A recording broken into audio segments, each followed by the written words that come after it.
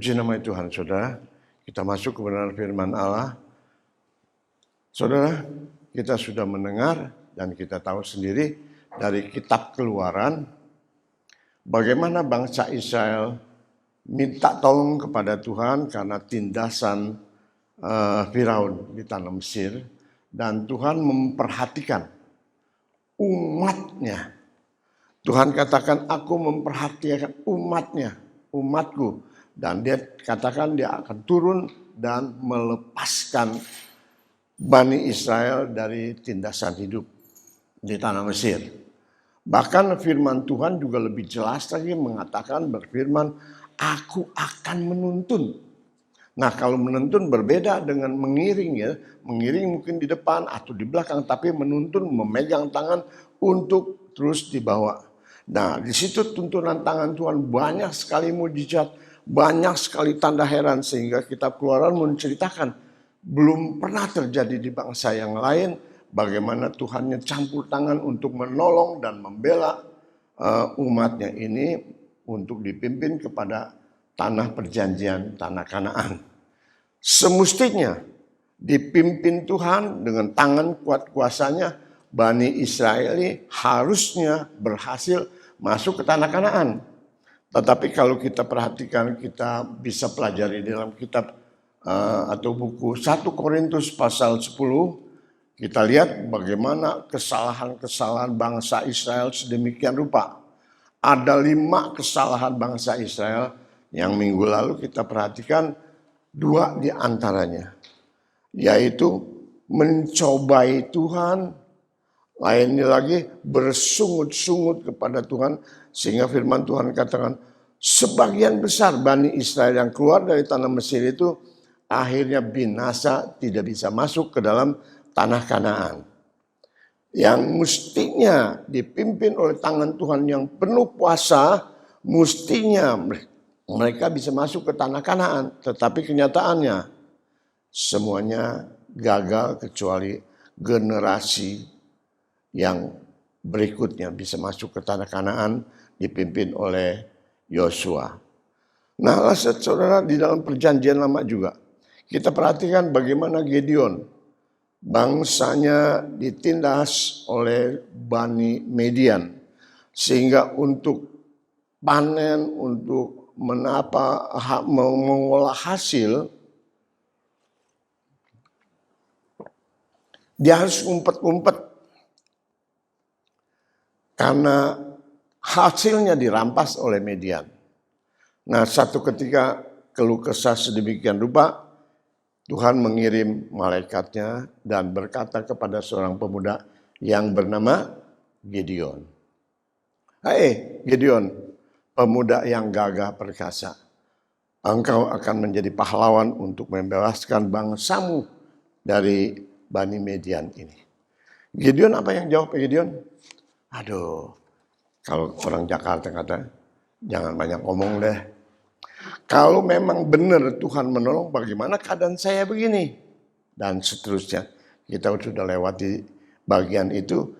Di samping Gideon minta tanda-tanda untuk kepastian bahwa Tuhan menyertai untuk membebaskan bangsa Israel dari Midian. Pengertiannya, panggilan Tuhan, penyertaan Tuhan kepada Gideon untuk membebaskan bangsa Israel, ada keraguan dan minta tanda. Saya aplikasikan saudara, perjanjian lama itu penggenapannya banyak sekali dalam perjanjian baru.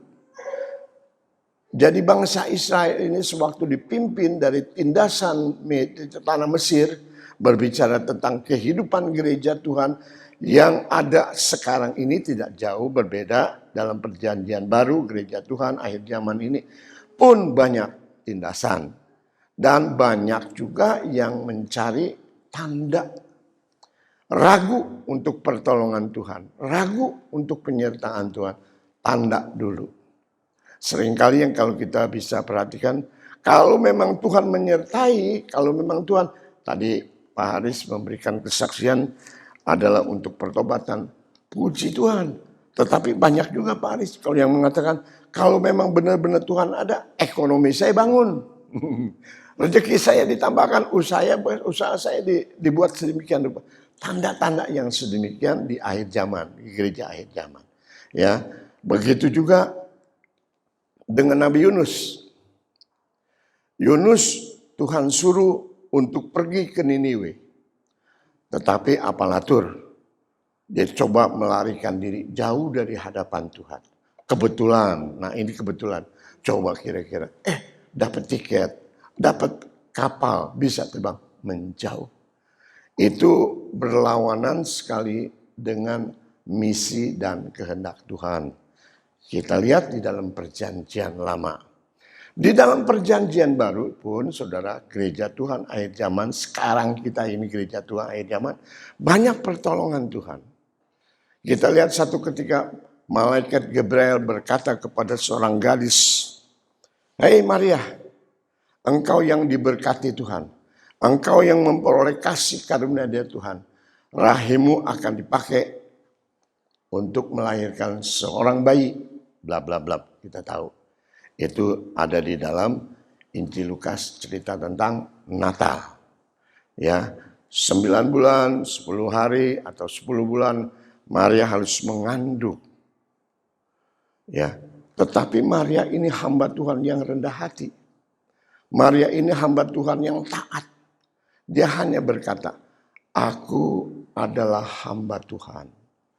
Jadilah padaku menurut perkataanmu." Saudara, mestinya di dalam gereja akhir zaman ini, saudara, kalau kita perhatikan dengan tanda-tanda yang terjadi di sekitar kita, di dunia kita ini, kalau saja Soviet benar-benar menyulut perang dunia ini dengan invasinya ke Ukraina, dikedip-kedip itu RRC, ya, lu jangan ikut campur deh. Nanti kalau lu nyebur Taiwan, gue juga gak ikut campur. Terjadi, saudara. Terjadi sesuatu yang tidak bisa manusia kekuatan apapun untuk mencegahnya. Bahkan Amerika sendiri tidak bisa terang-terangan untuk berlawanan dengan Rusia. Karena Rusia lebih dulu kutik-kutik ini. Kutik-kutik Beijing dulu ya. Jangan ganggu ya. Barangkali ya kata bahasanya, bahasa bebasnya. Gue mau galakin Ukraina yang bandel. Anak kecil yang bandel. Yang tidak hormati orang tua. Barangkali Beijing bilang, oke deh, tapi ingat, nanti kalau gue serbu Taiwan, lu diem aja ya. Kalau hal seperti ini terjadi, saudara, perang dunia Nggak usah sampai perang bum bum bum bum bakaran. Minyak aja sekarang udah naik begitu rupa. Dari $59 per barel sampai sekarang $107 per barel. Kenaikan sedemikian. Belum emas, belum yang lain. Belum lagi kacang kedelai. Itu yang makanan kita, keperluan kita. Semua sepertinya digoncang. Digoncang. Ya. Apalagi buat kita sini saudara. Minyak sayur. Dulu minyak sayur sulit. Sekarang minyak sayur disubsidi oleh pemerintah, tempenya yang sulit. Jadi ada minyak, nggak ada tempe. Lihat keadaan saudara. Begitu rupa. Yang saya maksud saudara, kita gereja Tuhan di akhir zaman ini, setelah kita melihat satu contoh daripada Maria yang begitu rendah hati, yang siap untuk melakukan kehendak Tuhan, ya, ada lagi satu contoh yang begitu indah yang kita bisa perhatikan. Saulus mendapatkan mandat untuk menganiaya pengikut-pengikut Kristus. Di dalam perjalanannya ke Tarsis ada sinar terang yang membuat dia jatuh dan buta. Ini yang minggu lalu saya cari Alkitab King James versi itu.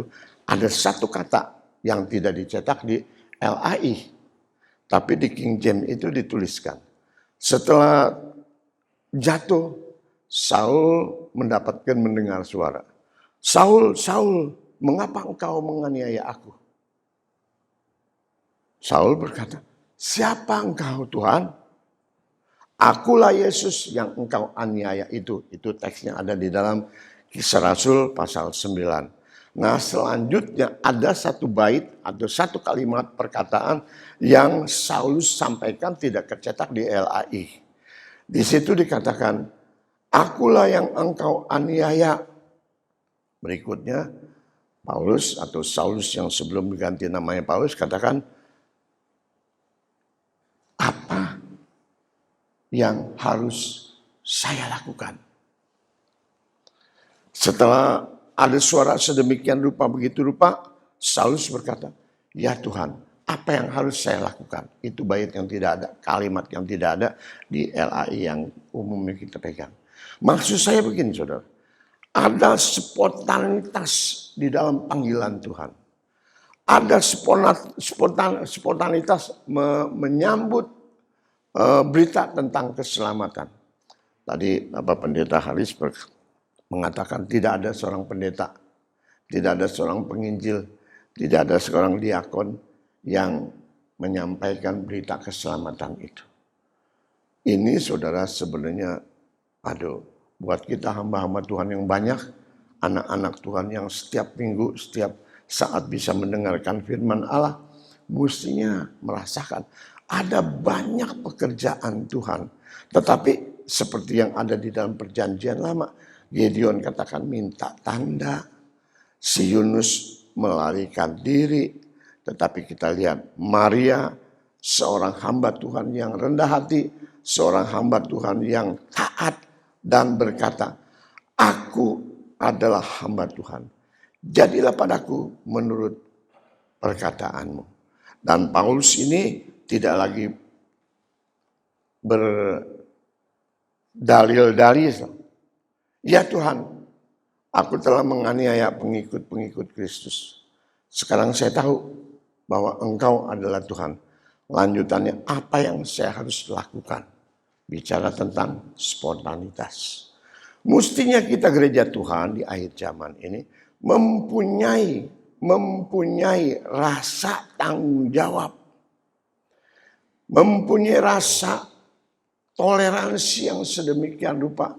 Kita yang sudah mengenal Tuhan, kita yang sudah mendapat rahmat, kasih anugerah Tuhan, keselamatan, masih banyak di sekitar kita. Bahkan mungkin di keluarga kita. Sekalipun mereka tidak menentang, tetapi mereka ya alon-alon lah, santai-santai lah. Ya, seperti Pak Ernest ceritakan itu pamannya disaksikan oleh beberapa hamba-hamba Tuhan, iya manggut aja gitu ya. Tetapi puji Tuhan, Tuhan kirim seorang hamba Tuhan yang tadi kita sudah saksikan, dan dia bertobat. Ini yang harus ada di dalam kita gereja Tuhan akhir zaman ini. Ada spontanitas untuk menyampaikan kebenaran firman Allah. Sebab rancangan secara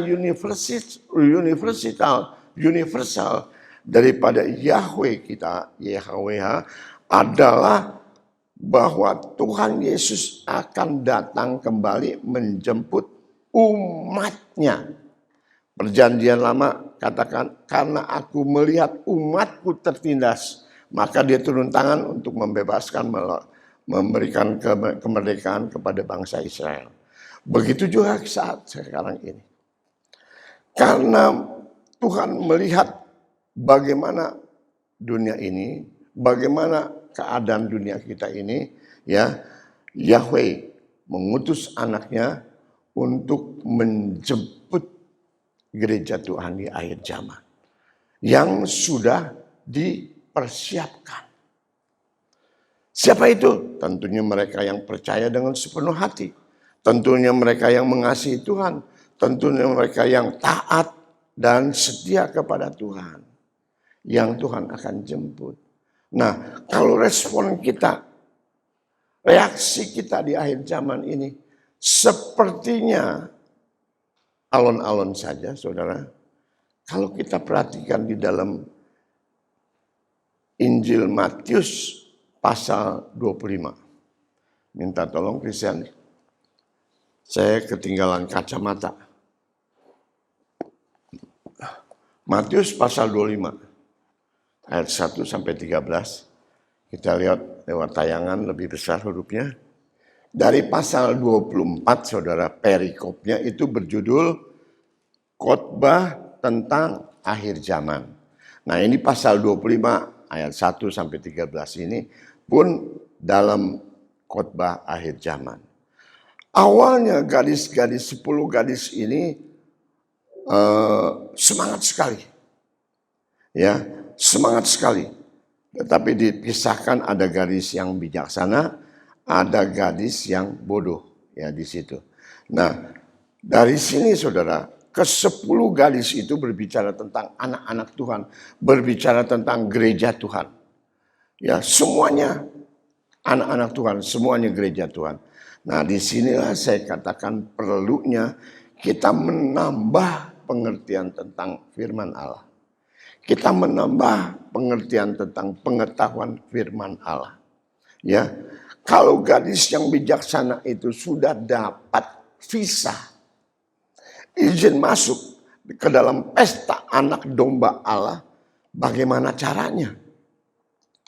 Kalau 10-nya semua menyongsong dengan antusias, tetapi ada 5 dikatakan dengan jelas sekali sudah mendapatkan visa, bisa masuk ke dalam pesta Bapa di surga. Pesta perkawinan anak domba Allah. Nah, semua gadis-gadis ini semuanya bersemangat, sedia untuk menyongsong mempelai surga ini. Ini gambaran gereja Tuhan di akhir zaman, jelas sekali. Tetapi saudara, rupanya ada gereja Tuhan yang mengurangi. Ada gereja Tuhan yang mengurangi pesan firman Allah. Sekarang lagi viral tentang perpuluhan. Bukan hanya perpuluhan, ada lagi persembahan sulung. Setiap tahun bulan pertama hasilnya persembahkan itu sebagai buah sulung. Wah, ada yang setuju, ada yang bilang, ya pendeta itu kaya dong, bagaimana jemaatnya? Ya, untuk 1 bulan aja ngasih kekurangan, apalagi ini semuanya dikasihkan. Ajarannya seperti itu. Ya, kita lewatkan. Ya, semuanya harus menambahkan pengertian. Kenapa? Sehingga tidak mengurangi pesan Alkitab. Apa pesan Alkitab? Ulangan pasal 11 ayat 14. Minta Kris, Ulangan pasal 11 ayat 14. Ulangan pasal 11 ayat 14. Apa yang saya maksudkan saudara? Ada anak-anak Tuhan, gereja Tuhan semangat sekali ibadah. Semangat sekali karena mendengar akhir zaman. Tetapi ada sebagian gereja Tuhan yang mengurangi pesan Alkitab. Ada yang menambah untuk keuntungan diri sendiri, ego sendiri, barangkali kata kasarnya kekayaan sendiri. Menambahkan, sedangkan Alkitab katakan jangan kita mengurangi isi Alkitab. Baik komanya, titiknya pun jangan dikurangi dan juga jangan ditambahkan. Sampai kepada kitab Wahyu menuliskan hal seperti itu. Tetapi kenyataannya ada yang mengurangi, ada yang menambahkan. Nah kalau kita baca Ulangan pasal 11 ayat 14 ini, ada yang mengurangi saudara, gereja Tuhan ada yang mengurangi. Bahkan anak-anak Tuhan yang korupsi dengan bagian ayat ini. Maka ia akan memberikan hujan untuk tanamu pada masanya. Ada waktunya. Kita diberkati, anak-anak Tuhan di gereja Tuhan diberkati. Berkati dengan apa? Hujan awal dan hujan akhir. Ini yang menjadi pesan Alkitab begitu nyata sekali tentang hujan awal dan hujan akhir. Ada juga gereja yang mengatakan ada hujan yang ketiga. Ini menambahkan. Kita perhatikan Ulangan pasal 11 ayat 14. Ia akan memberikan hujan untuk tanamu pada masanya. Waktunya. Waktunya apa? Waktunya di mana? Apa yang dinyatakan? Waktunya akan diberikan hujan awal dan hujan akhir. Kalau Alkitab di dalam perjanjian baru, kita gereja Tuhan mengambil pengertian hujan awal, hujan akhir itu adalah pencurahan Roh Kudus yang pertama dan pencurahan Roh Kudus yang kedua di akhir zaman. Untuk melengkapi gereja Tuhan bersiap diri. 5 anak darah yang bijak, 5 darah anak yang bodoh, tersatu kesatuan 10 darah yang menyambut kedatangan Tuhan, tetapi ada sebagian yang mengurangi isi Alkitab. Tuhan sudah nyatakan di dalam Ulangan ini akan memberikan hujan untuk tanamu pada waktunya, yaitu hujan awal, hujan akhir, sehingga engkau dapat mengumpulkan, engkau dapat hasil, engkau dapat buah, engkau akan mendapatkan sesuatu yang Tuhan cari, yang Tuhan kehendaki. Apa itu? Gandum, anggur, dan minyak. Saudara, untuk ayat ini untuk ketiga gandum, anggur dan minyak ini beberapa ayat di dalam Alkitab semuanya digabung. Tidak dipotong-potong sampai kepada kitab Nehemia. Persembahan perpuluhan pun mulai Tuhan cari, Tuhan tanyakan tentang gandum, anggur dan minyak. Itu di Nabi Nehemia, pembangunan Yerusalem yang baru. Maka mulailah masyarakat memberikan persembahan persepuluhan itu dengan gandum, dengan anggur, dengan minyak. Jadi punya pengertian bahwa ini yang Tuhan perhatikan. Gandum, anggur, dan minyak itu satu rangkaian yang Alkitab banyak kali menampilkannya tidak sepotong-potong. Tidak terpisah. Kita tahu kalau gandum berbicara tentang roti. Perjanjian baru kita tahu di dalam Injil Yohanes bahwa roti itu akulah roti kehidupan. Yesus sendiri. Dan kita tahu di Bukit Golgota tubuh Kristus terpecah-pecahkan. Roti diberikan kepada anak-anak yang percaya. Gereja Tuhan lahir. Gereja Tuhan lahir. Umat Tuhan lahir. Melalui pecahnya, hancurnya tubuh Kristus. Gandum berbicara tentang roti atau tubuh Kristus. Anggur adalah darah Kristus yang sudah tercurah di atas Golgota untuk membasuh, untuk membersihkan segala salah dan dosa kita. Dan minyak, kita tahu ini pengertiannya adalah Roh Kudus. Nah ini saudara rupanya yang ketinggalan atau yang ditinggal atau yang disisihkan tidak diperdulikan oleh 10 gadis itu. 5 yang bijak, 5 yang bodoh. 5 yang bodoh ini menyisihkan. Dia lewati. Hanya anggur, hanya gandum, hanya anggur ya yang dia kayaknya perlu dah itu perjamuan kudus. Seminggu sekali perjamuan kudus, oke. Wah, saya mendapatkan terus kekuatan dari Tuhan. Ada roti, ada anggur dalam perjamuan kudus. Ada gereja Tuhan yang setiap minggu mengadakan perjamuan kudus. Maaf Pak Haris, saya tidak berikan kesempatan karena memang sudah rencana di awal ya bulan pertama kita adakan meja perjamuan kudus ini.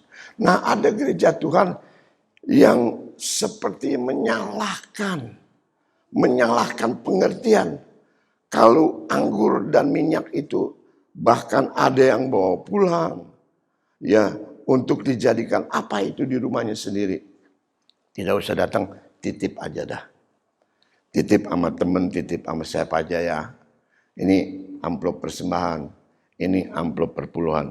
Sebentar titip bawa pulang roti sama anggurnya ya. Saya makan di rumah. Saudara, ini hal yang meremehkan arti perjamuan kudus. Bukan hanya itu, ini ada bagiannya, ada sambungannya, yaitu minyak. Roti, anggur, dan minyak jangan dipisahkan. Sewaktu kita mengikuti perjamuan kudus, jangan merasa, ya sudah biasa. Roti, saya tahu, saya lihat Bapak Gembala tadi beli roti di Indomaret, itu sari roti kok yang dipotong-potong. Itu botol anggur ABC kok yang dijadiin cawan anggur. Betul saudara. Tetapi kita mesti mengangkat hati kita. Mengangkat mata rohani kita. Ya, jangan remehkan tentang perjamuan kudus. Jangan remehkan tentang perjamuan meja yang Tuhan kuduskan sedemikian rupa. Ada 2 sakramen yang di Alkitab diakui di dalam kebenaran perjanjian baru. Perjamuan kudus dan pemberkatan nikah. 2 sakramen, yang lain tidak. Sampai kepada baptisan pun, saudara, ini kolam baptisan. Sampai kepada kolam baptisan itu tidak termasuk pada sakramen yang Tuhan perhatikan. Tetapi perjamuan kudus ada sakramen yang Tuhan tentukan untuk jemaatnya, untuk umatnya menikmati. Tetapi jangan dipotong, jangan dibuang. Kebiasaan menerima perjamuan kudus ya oke-oke aja. Biasa-biasa aja. Pergi begini, pulang begitu sama. Saudara, sayang. Sebab di dalam kitab Ulangan menceritakan hal itu, Tuhan akan memberikan secara khusus supaya kita dapatkan hasil gandum, anggur, dan minyak untuk melengkapi gereja Tuhan. Nah 5 anak Tuhan, 5 gadis yang bijaksana rupanya mengambil pengertian seperti itu. Berbeda dengan 5 darah yang 5 gadis yang bodoh. Kebiasaan kok, setiap bulan saya terima, setiap bulan saya minum, saya tanggung itu roti. Sari roti saya tahu itu ABC kok. Tidak ada sesuatu. Bahkan saudara yang mengalami pun harus ambil kesempatan saudara. Raih kesempatan. Sebab rangkaian gandum, anggur dan minyak itu menjadi kesatuan. Kita mendapatkan perjamuan kudus ini. Tidak hanya roti dan anggur. Ada minyak yang Tuhan sediakan untuk gereja di akhir zaman. Ada hujan awal, ada hujan akhir. Sehingga kamu dapat mengumpulkan gandummu, anggurmu, dan minyakmu. Yang menjadi rangkaian firman Allah. Kita baca lagi.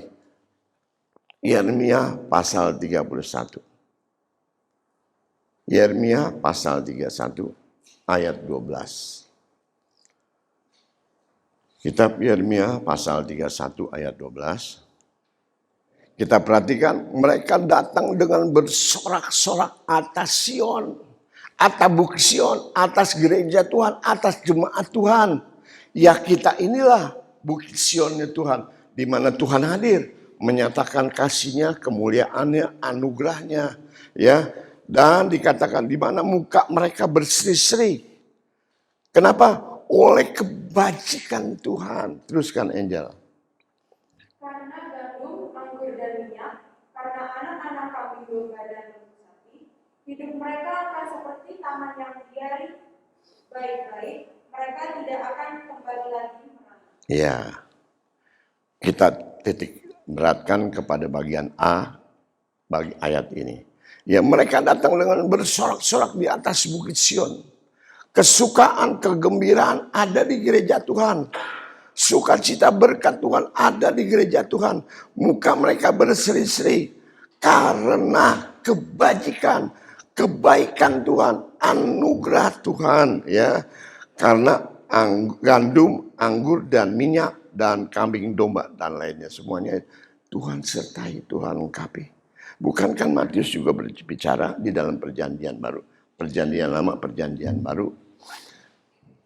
Marilah kepadaku, carilah dahulu kerajaan Allah beserta dengan kebenarannya. Maka sekaliannya itu akan ditambahkan kepadamu. Ya, mereka datang dengan sorak-sorak di atas Bukit Sion. Muka mereka berseri-seri karena kebajikan Tuhan, karena anugerah Tuhan, karena kemurahan Tuhan. Maka gandum, anggur, minyak, dan seterusnya anak domba, kambing, lembu, dan sapi itu adalah keberkatan seperti taman yang indah. Tuhan lengkapi sehingga mereka tidak merana lagi. Ini firman Tuhan, saudara. Jadi tidak usah mencari jauh-jauh. Perjamuan Tuhan. Siapa yang sakit? Minum. Percaya ada kesembuhan. Puji Tuhan. Amin firman Tuhan. Bukan seperti itu. Itu mungkin termasuk kepada 5 gadis yang kedua, yang bodoh itu. Ada lagi satu bagian yang perlu sekali, yang Tuhan rangkai sedemikian rupa menjadi kesatuan daripada gereja Tuhan. Sehingga Bukit Sion mukanya berseri-seri, sehingga anak-anak Tuhan, sehingga gereja Tuhan semuanya ibadah pulang berseri-seri.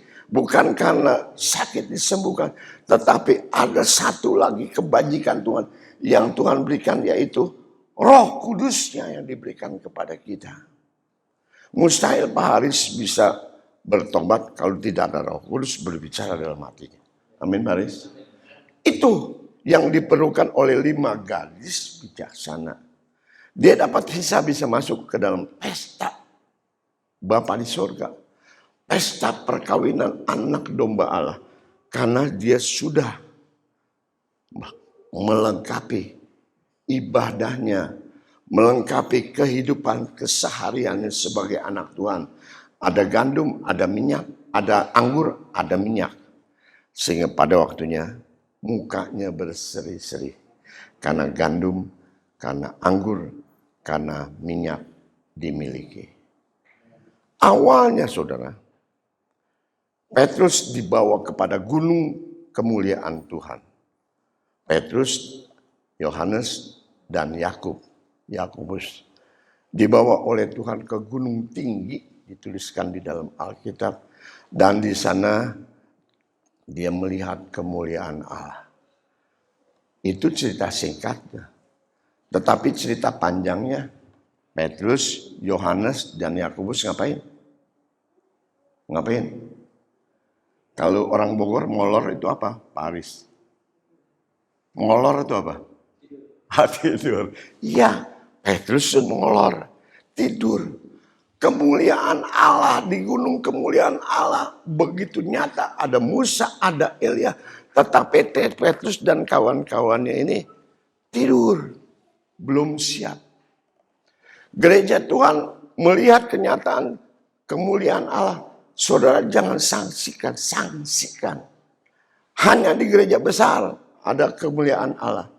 Hanya gereja di kota ada kemuliaan Allah. Tidak. Sampai di Tangerang, sampai di Bogor, sampai di Bekasi, sampai gereja yang sederhana pun. Allah yang kita sembah sama. Tidak berubah. Dan dia hadir dengan kemuliaan. Tergantung apakah kita teman-temannya Petrus, Yakobus, dan Yohanes, di mana kehadiran Tuhan, kemuliaan Allah hadir, tetapi dia tidur. Dia tidak merasakan. Begitu bangun, Tuhan, saya bikinin 3 pondok ya, supaya besok kita reuni lagi. Bukan begitu. Kita merasakan kemuliaan Tuhan. Kita merasakan anugerah Tuhan, saudara. Bukan di review. Balik lagi. Mundur lagi. Style lagi. Khotbahnya mulai. Ini saya sampaikan kepada Pastor Ricci, ini ada jemaat Tuhan yang tidak datang. Karena ada satu keluarga kecil dengan 2 anak. Istrinya kena demam. Bagaimana repotnya, saudara. Pembantu ditegur sebab yang kecil diurusin, yang satu usia 3 tahun itu nangis naik tangga. Ditegur, Mbak kok nggak diurusin, itu nangis, dia pergi naik ke tangga, nanti kalau jatuh bagaimana? Bos, saya berhenti. Begitu aja. Tidak ada rasa peduli. Ngaja. Apa mau dikata, saudara? Sekarang ini si bapak muda ini harus kerja, harus ngurusin anak 2, harus besuk istri yang ada di rumah sakit. Sempat 2 kali pingsan. Nah, repot begitu rupa.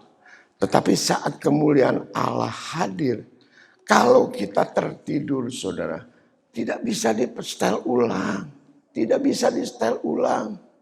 Tidak bisa di-setel ulang untuk kemuliaan Allah balik lagi. Ya, saya merasakan, saya ketinggalan. Kemarin saya nggak dapat ibadah. Saya dengar ibadahnya diberkati Tuhan. Setel lagi. Barangkali ini YouTube yang bisa mundur. Tidak, saudara. Tidak bisa seperti itu. Nah, kesempatan yang lain. Sama Petrus, Yakobus, Yohanes. Tuhan bawa kepada satu bukit. Kepada satu taman. Ya, kalau di sini tamannya indah. Tetapi waktu itu Yesus membawa taman kesengsaraan. Getsemani. Petrus, apakah engkau tidak bisa bertahan? 1 jam saja. Berdoa. Petrus, Yohanes, Yakobus, bertahanlah. 1 jam saja. Lewati masa genting, lewati masa krisis ini. Mereka belum sanggup. Kenapa?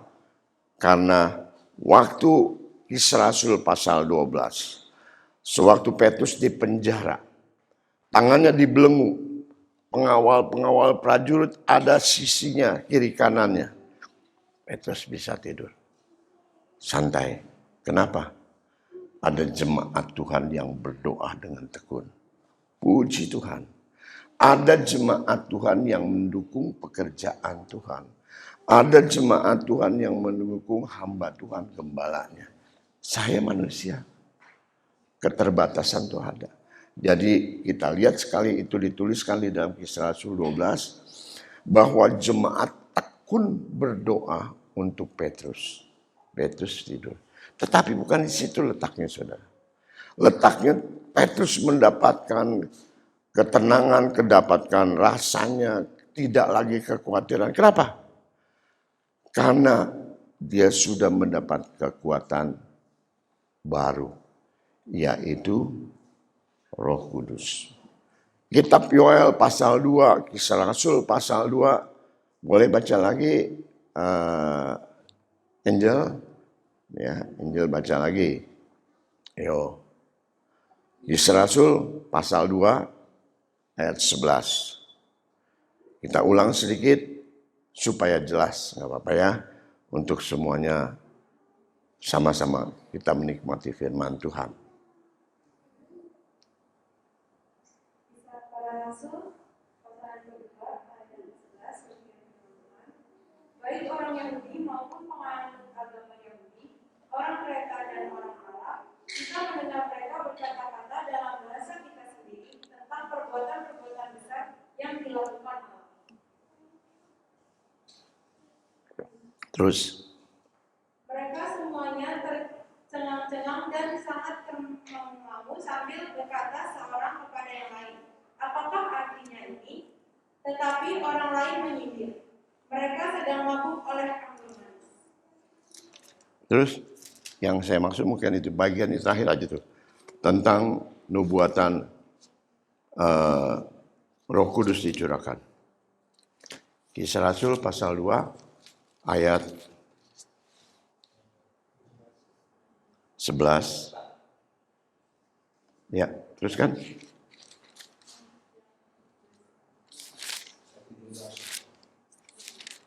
Kisah Para Rasul ayat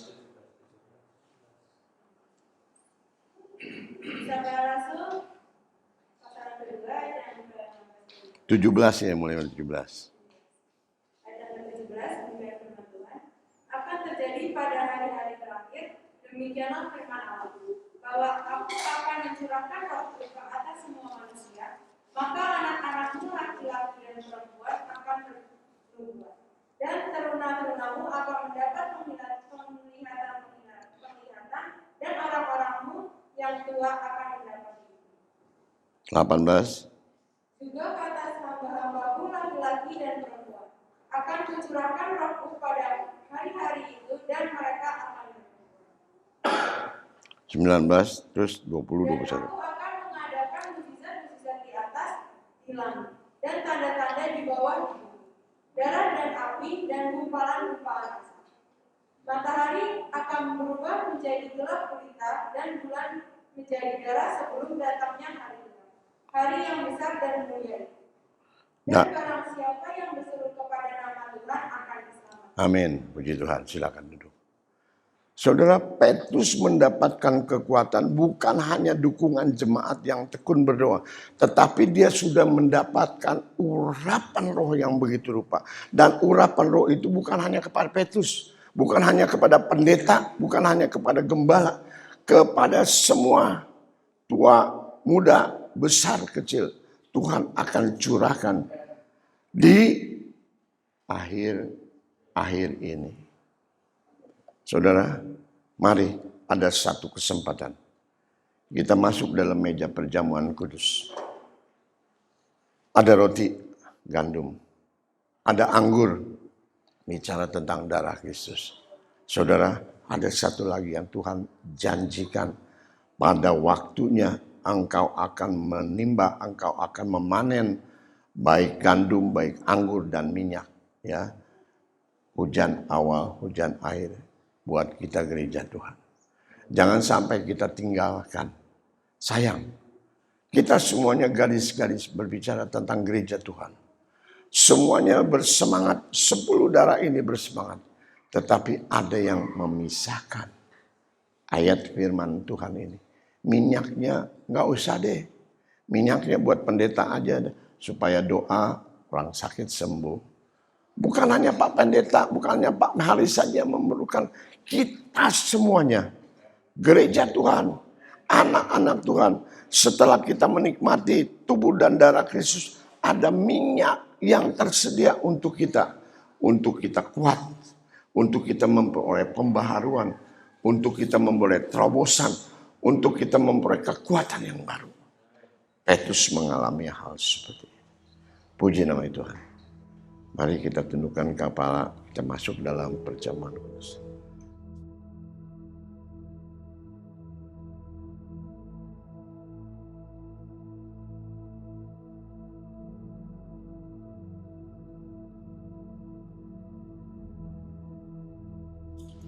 Makan dan minum. Dengarkan dulu sebagian firman Allah yang Tuhan sampaikan kepada kita melalui Rasul Paulus.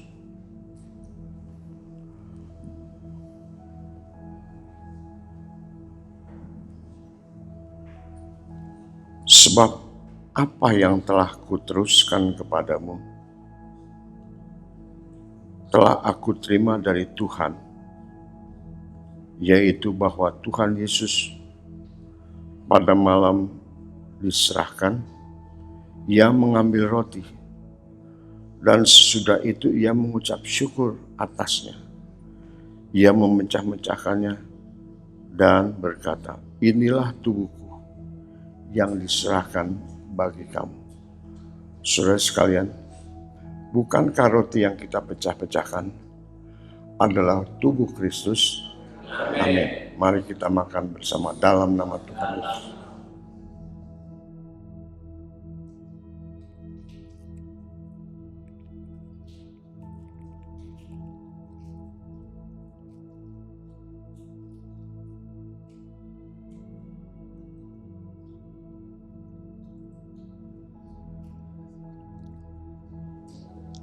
Kita angkat cawan.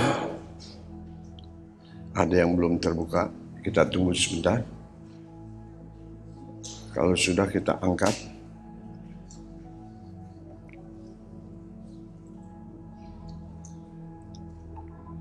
Demikian juga ia mengambil cawan sesudah makan, lalu mengucap syukur atasnya. Cawan ini adalah perjanjian baru yang dimeteraikan oleh darahku. Maka setiap kali kamu meminumnya, ini menjadi peringatan akan aku. Saudara yang kasih oleh Tuhan, cawan anggur ini adalah darah Kristus. Perjanjian baru yang ditumpahkan buat kita sekalian. Amin. Mari kita minum bersama dalam nama Tuhan Yesus.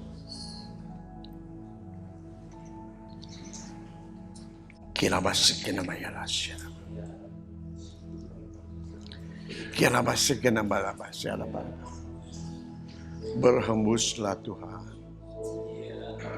Berhembuslah Allah Roh Kudus. Haleluya, haleluya. Haleluya, haleluya. Berhembuslah Tuhan. Berhembus Roh Kudus. Haleluya.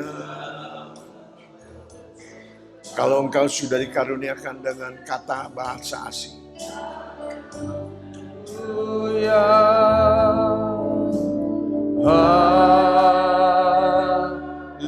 Haleluya. Katakan sekali lagi, haleluya. Haleluya.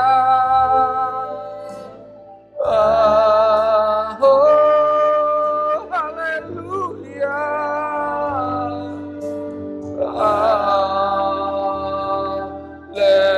Haleluya. Haleluya. Oh, haleluya.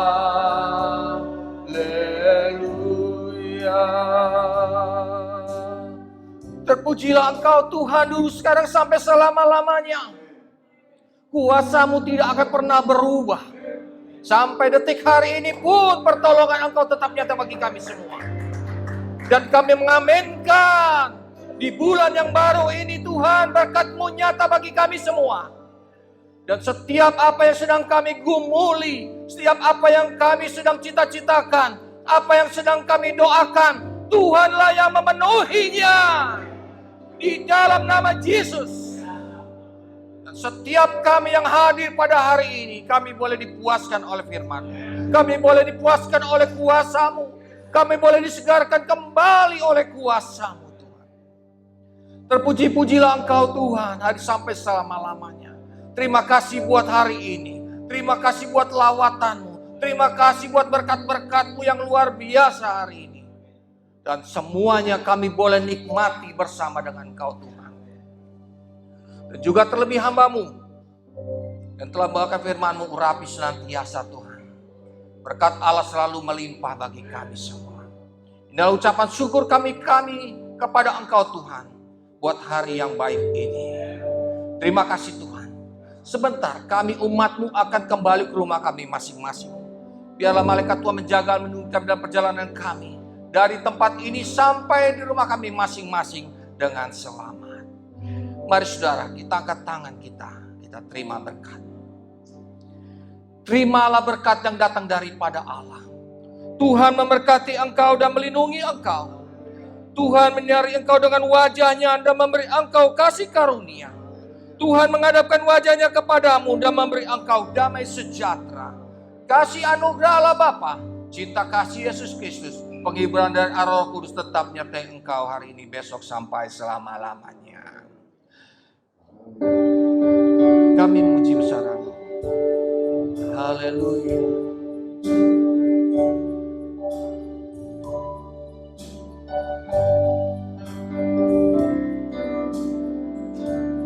Kami memuji kebesaran-Mu, ajar Tuhan, ajar Tuhan. Kami memuji kebesaran-Mu, ajar Tuhan, ajar Tuhan, ajar Tuhan, ajar Tuhan, ajar Tuhan. Di dalam nama Tuhan Yesus Kristus yang percaya katakan amin. Tuhan Yesus memberkati kita semua.